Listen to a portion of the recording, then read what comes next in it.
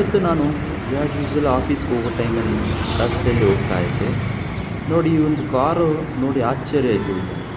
ಇದೇನಿದು ಡಿವೈಡರ್ ಮೇಲೆ ಹತ್ತಿಸಿದೆಯಲ್ಲ ಅಂತ ನೋಡಿದ್ರೆ ಅದು ಆಕ್ಸಿಡೆಂಟ್. ಮೇಲೆ ಹತ್ತಿದ್ದಲ್ಲ, ಎಷ್ಟು ದೂರ ಡಿವೈಡ್ ಎಷ್ಟು ದೂರ ಆಕ್ಸಿಡೆಂಟ್.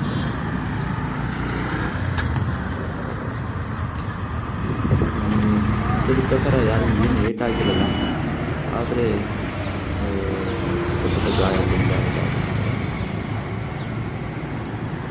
ಇದು ಯಾವ ರೂಟ್ ಅಂತ ನಿಮ್ಗೆ ಗೊತ್ತಿದ್ರೆ ಕಮೆಂಟ್ ಮಾಡಿ.